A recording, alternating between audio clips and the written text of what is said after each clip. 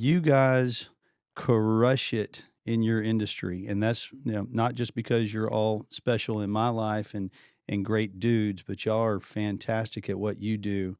And because of that, I wanted to get it out on the street and let us talk about it and crush it out today on our show. So, y'all have had your business, 5-Star Nutrition, Defyned Brands, which is the parent company.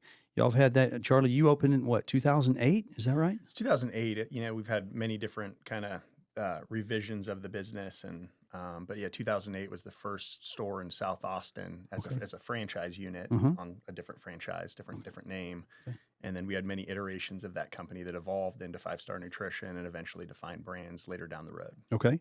So 2008, you started solo. It was you swinging for the fences right out of the gate. Was that was right out of college, right? It was 1 year out of college. Yeah. Okay. I took a corporate job for about a year and then decided that, that was unchallenging and just boring for me, and decided I wanted to try to figure out how to run my own business while staying in the health and fitness field. And figured out a way to talk my parents into doing a home equity line of credit on their house to get my first loan. No risk. 23-year-old kid out of college. Hey, mom, dad. Figuring it out. And in California, they could do 110% financing on the value of the home.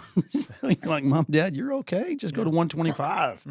I'm your boy. Yeah. Yeah. And so I regress just a shade here because you guys were fraternity brothers at Chico State. And we all have our boys, and we think about our relationships that we have and had with our fraternity brothers. And we know how that foundation that we set with those relationships carry on for the rest of our lives. But not many of us get that opportunity to build a business and build the type of business that y'all have in the amount of time that you have. So I really want to dive into that brotherhood truly. And it was at that point that not long after you started, it was just a couple of years that you had it. Was it, Brian, what was it? Was it 2011 when you came on board? Yeah, it was actually the end of 2010. Okay. So well, December just correct me. 2010. Anytime during the show that you need to correct me, just please just do that. 2000 into 2010 is when you came on board?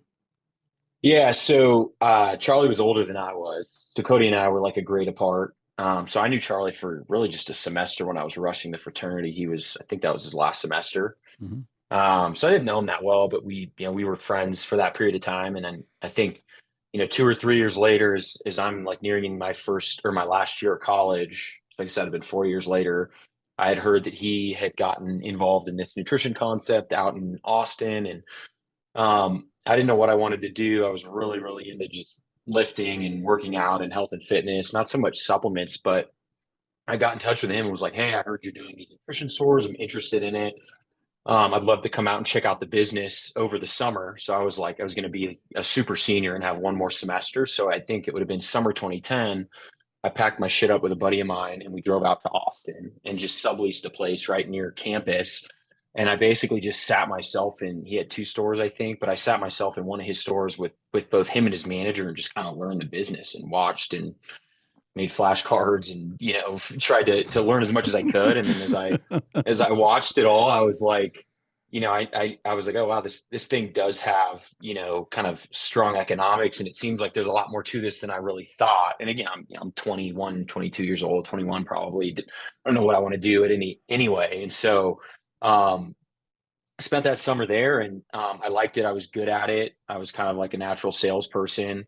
And then over the course of the end of that summer, he and I decided to partner on a store in a suburb of Dallas in Plano, Texas. And somehow, thinking of all the different things that had to align for this to work as I'm telling the story. But so we went up there, we found a location. I had some family that lived in Plano and my older half brother and his family. And we literally found a location and it was going to deliver, towards the beginning of 2011.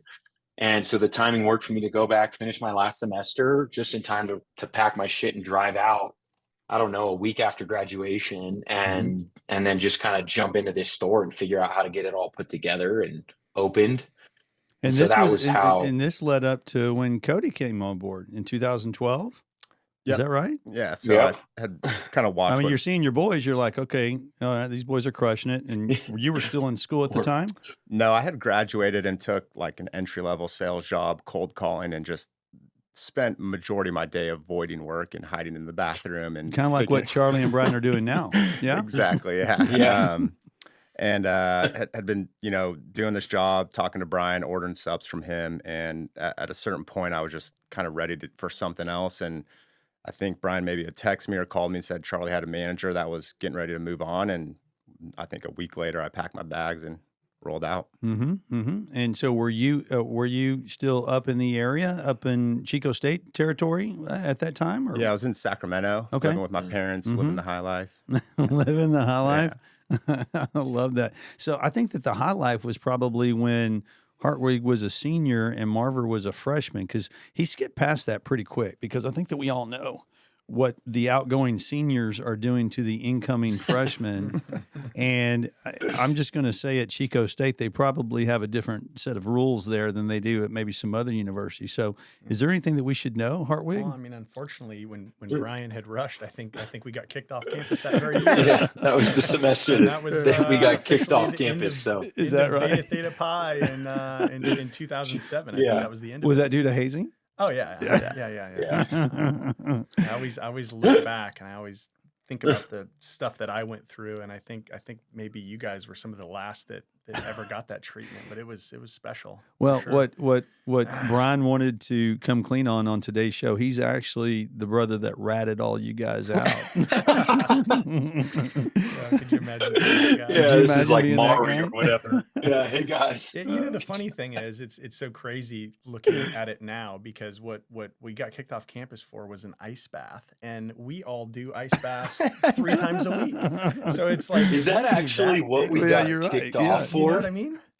Huh? Oh my gosh! Is that actually what we got kicked off for? You put some 20-pound ice bags of ice in a it wasn't bathtub. It wasn't the chicken coop? No, it wasn't the chicken coop. I mean, the ice bath was child's play. Gosh, literally. Oh, so what you're saying is you got kicked off for far less than what you actually pulled off behind the velvet curtain. Is that right? From what I hear, yeah. Hey, do me a favor, Hartwig. Slide that mic a little closer. I mean, you're just so relaxed. You're just, what about you guys? You guys are easy going here. It's like you guys just came from a podcast. You're going to a podcast. Of course, I think Marver's going to a shoot. He's going to a photo shoot looking like that. Kidding me? So you guys, you started in 2008. Marver layers in when you have 2 stores, I'm hearing, and about to open a third? 2 going on 3. Okay. Yeah. And then by the time Cody came on board, how many stores did y'all have? You were late 2011 or Yeah, you guys had had 4 stores, 3 with Charlie, and then the Plano, and we were getting ready to open, or y'all were getting ready to open the Allen store, and so So Cody, your first store was in Austin, right? And was it South Austin? South Austin on Brody Lane. Is that the one down by the Home Depot and Academy and all that? That's right. Yeah. And what made you choose to come to Austin and open that store? Kind of walk me through that. Yeah. And interestingly, I had a buddy who I lived with in Menlo Park, and we kind of came up with the idea to do this together. And so we, he had just he worked for Cisco at the time, WebEx, I believe. Was he up in like Dallas Fort Worth? No, he was in Menlo Park. He was one. Okay. He was went to school with him. Wasn't part of our fraternity, but he had just got back from Dallas, Texas, and was like, man. Texas chicks, and I was 24 or whatever. And so he and I kind of pointed at Austin and said, we heard Austin was cool. You remember seeing The Real World and all that stuff. And so we kind of pointed at it and we're like, let's go there for a weekend. And, we went down on 6th Street and had some fun. And you're like 23 at the time? Yeah, 24, I think, 24. And we got back and we kind of just said, let's put this business model together. And interestingly, his mom was a really successful businesswoman, and so we had a few calls with the president of the company of the franchise at the time, and she ended up kind of making the call for him and saying, I just don't think the business model's there. With that particular franchise? Yeah. So that's the one that I went with. So I liked it. I wanted to do it. And he and I were going to split at that time. We were going to, I was going to move out and we were going to split it and do all that. And he kind of backed out at the last minute. Hence the reason I had to go and figure out how to secure the financing myself. And then, I moved out to Austin by myself, and packed my little Nissan truck and drove out and I spent the first few months trying to figure out. I know your question was like, how did I choose that location? And really it was, you're coming out as a 24-year-old, right? You don't have any assets. You don't have any really finances. You don't have business acumen at that time. That and when you're going to sign with a landlord, of course that the economy was much different at that time, right? So if you found an open space in 2008, they're willing to give you at least the space, but you're personally guaranteeing it, and so you're trying to find it. And I had 2 or 3 spaces fall through, and finally landed on that one. And it wasn't the best space. I mean, we look back and it was very B, C type real estate.